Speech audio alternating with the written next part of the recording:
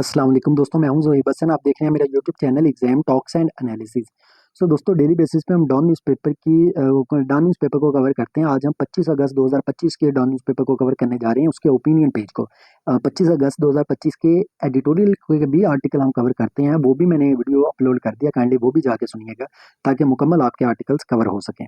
दोस्तों, चलते हैं अपने पहले आर्टिकल पे, जो कि है बियॉन्ड दी शॉर्ट टर्म के नाम से। पाकिस्तान ने रिसेंटली दोस्तों जो पाकिस्तान इंडिया का कंफ्लिक्ट हुआ था, उसे बहुत अच्छे तरीके से मैनेज किया है, जिसकी वजह से लोगों का ट्रस्ट बढ़ गया रियासत के ऊपर। अब आर्मी और जो गवर्नमेंट है, अब वो मिल के काम कर रही है, कोई प्रॉब्लम्स नहीं है उन्हें। आप देखें, इकोनॉमी काफ़ी हद तक बेहतर हुई है। जिस तरह लास्ट ईयर इमरजेंसी की सिचुएशन थी, वैसी तो नहीं है। अपोजिशन जो है वो पाकिस्तान के अंदर वीक है, डिवाइडेड है, जिसकी वजह से गवर्नमेंट को कोई खास किस्म का चैलेंजेस नहीं है। मेन सिर्फ इकोनॉमिक प्रॉब्लम है, काफ़ी हद तक तो कवर हो गया, लेकिन अभी भी है। आप देखें, IMF के हम अभी भी कर्जे ले रहे हैं। क्यों? क्यों? इस वजह से, ताकि पुराने कर्जे वापस कर सकें। इसके अलावा जो IMF की ने हेल्प किया, उसकी वजह से शॉर्ट टर्म हमारे प्रॉब्लम तो सोल्व हुए हैं, लेकिन लॉन्ग टर्म नहीं हुए। फॉरेन डायरेक्ट इन्वेस्टमेंट हमारी जस्ट GDP का अभी 13% है। हमारी एक्सपोर्ट कम हुई है, पहले 16% हमारी GDP की थी, अब जस्ट 8% रह गई है। कई रिच सेक्टर्स ऐसे हैं दोस्तों, जिस तरह एग्रीकल्चर सेक्टर, शुगर माफिया, वो टैक्स ही नहीं देते या बहुत कम देते हैं। गवर्नमेंट कंपनीज जो हैं वो खसारे में हैं, लेकिन उनकी प्राइवेटाइजेशन नहीं हो पा रही। जिस तरह आप देखें, PIA है या स्टील मिल है। पुअर एजुकेशन है, यहाँ पे हेल्थ सिस्टम बहुत वीक है। 40% तो पाकिस्तान के अंदर ऐसे लोग हैं, वो सिर्फ पढ़ भी नहीं सकते कोई चीज़ देखकर। 26 मिलियन चिल्ड्रन ऐसे हैं जो स्कूलों से बाहर हैं। 2.5 करोड़ के करीब तकरीबन बच्चे ऐसे हैं।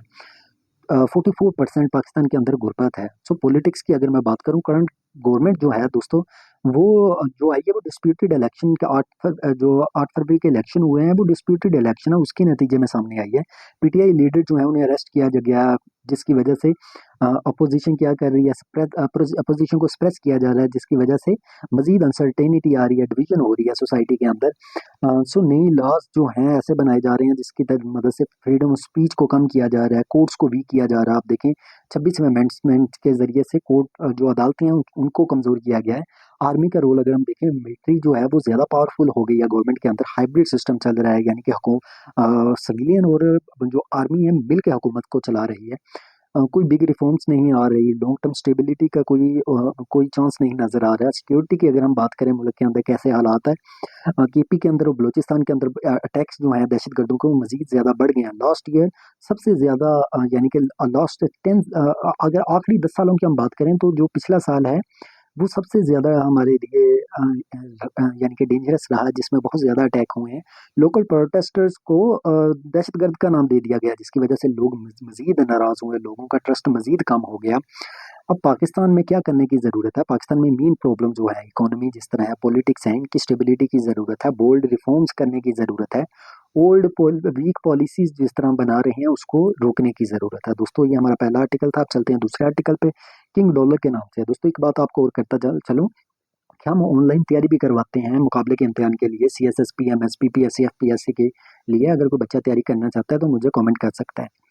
दोस्तों, वर्ल्ड वॉर 2 के बाद US डॉलर जो है वो दुनिया का फाइनेंशियल सिस्टम का एक सेंटर बन गया, मतलब कि तजारत डॉलर में होने लगी। 2025 में इस डॉलर की जो कीमत है, जो वैल्यू है, वो 10% कम हो गई। अब कुछ US ऑफिशियल चाहते भी ऐसे थे ताकि डॉलर की प्राइस कम हो। क्यों? क्योंकि उसकी वजह से फिर एक्सपोर्ट्स बढ़नी थी। तो डॉलर यानी कि अमेरिका की एक्सपोर्ट्स बढ़ जानी थी। अब डोनाल्ड ट्रम्प ने क्या किया कि डॉलर की प्राइस को कम करने के लिए उसने इंटरेस्ट रेट कम कर दिया, जिसकी वजह से डॉलर वीक हो गया और उसकी एक्सपोर्ट बढ़ने की वजूहत यानी कि पैदा हो गई। अब डॉलर पावर अगर हम टू आज की बात करें, आज कितनी पावर है डॉलर की? दुनिया दुनिया के रिजर्व्स जो हैं 60% वो डॉलर में है। 60% दुनिया के कर्जे या डिपॉजिट्स हैं जो हैं, वो 60% डॉलर में है। US के अंदर जो फॉरेन इन्वेस्टमेंट है वो तकरीबन 12.8 ट्रिलियन डॉलर की है।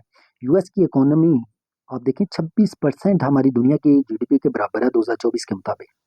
सो US जो है वो फिर इस डॉलर को पावर के तौर पे इस्तेमाल करता है, एज ए टूल इस्तेमाल करता है, वेपन के तौर पे। वो देखो, वो जो ममालिक अमेरिका के खिलाफ होते हैं, वो उनके एसेट जो होते हैं, डॉलर एसेट्स, उनको फ्रीज कर देता है ताकि उन पर प्रेशर डाला जा सके। 1979 में US ने $12 बिलियन ईरानियन एसेट, यानी कि $12 बिलियन के ईरानियन जो एसेट्स थे उन्हें फ्रीज कर दिया।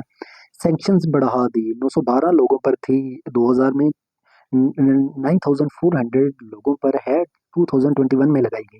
आप देखें कि इस मजीद सैंक्शंस लगा के उन लोगों पर प्रेशर डाला जाता है। सो राइटर ये कहता है कि ये जो सैंक्शंस हैं ये कंट्रीज को पुश कर रही हैं कि वो अब दूसरी करेंसीज की तरफ भी जाएं, यानी कि डॉलर के अलावा किसी और करेंसी में भी तजारत करें।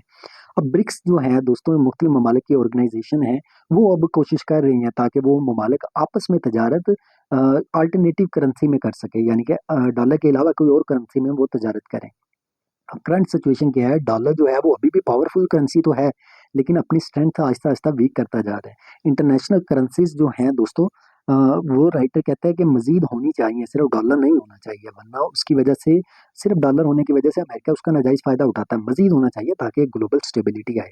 दोस्तों ये हमारा दूसरा आर्टिकल था। आपको एक बात और बताता चलूँ कि मैंने एडिटोरियल के लिए भी 25 अगस्त की वीडियो अपलोड कर दिया, वो भी लास्ट में सुनिएगा ताकि आपका मुकम्मल लेक्चर प्रिपेयर हो सके। करंट अफेयर मुकम्मल, एडिटोरियल और ओपिनियन का दोनों, क्योंकि मुकाबले के इम्तिहान के लिए दोनों की ज़रूरत होती है। अल्लाह हाफ़िज़, अपना ख्याल रखिएगा। मेरा चैनल लाज़मी सब्सक्राइब कीजिएगा अगर आप चाहते हैं